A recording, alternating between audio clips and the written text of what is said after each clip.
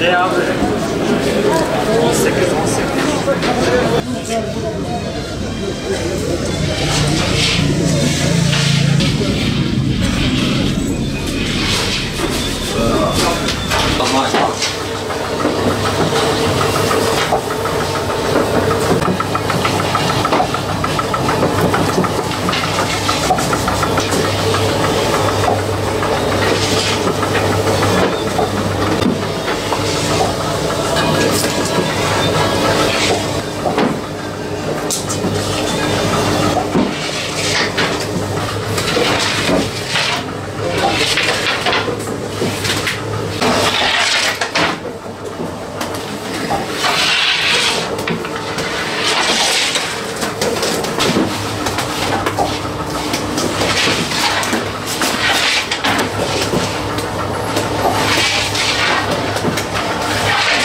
Güzel kanal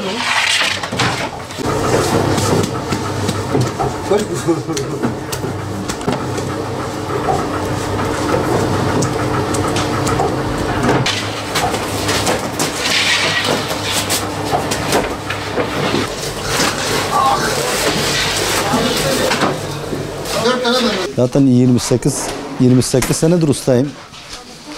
Yani bu fırın zaten olduğundan beri aslında ekmek veriliyor millete. Bir de hayırsever insanlar var, gelip para verdikleri zaman diyorlar hani fakir insanlara hem verin, askıya alsın. Hem gelenlere veriyoruz hem kapının önüne gidenlere.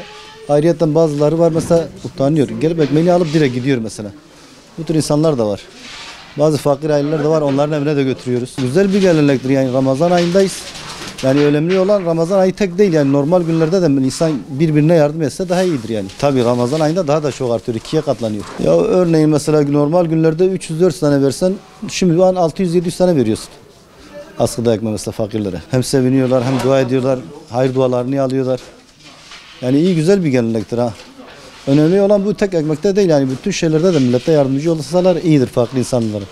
Bazılarının imkanı yok. Vallahi bütün insanlara sesleniyorum. Herkes kendi komşusuna yardım etse zaten hiçbir sıkıntı kalmaz. Yani birisi aç oldu mu diğeri tok yattı mı o da olmaz yani. Vallahi hayır yapmak için geldim. Ekmek dağıtacağım ben. Ramazan ayından dolayı evet. Vallahi biz nasıl kendimize alıyoruz diyoruz, ihtiyaç sahipleri de kendine alsın. Onun için şey yapıyoruz, ekmek dağıt. 30 tane dağıtacağız şimdi. Diyor herkes de dağıtsın yani, ekmek şey yapsın yani. Ayrı çoktur, tavsiye de ediyorum yani. Herkes dağıtsın. Özellikle de zaten buraya gelin ekmekleri de güzel çıkarıyor ekmeklerini. Sevabı da çoktur evet. Ben diyorum millet buna teşvik etmek için ben diyorum millet dağıtsın, ekmeği dağıtsın. Allah kimseye de muhtaç etmesin.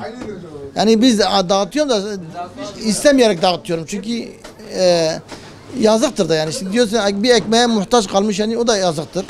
Tabii vermek daha iyidir evet.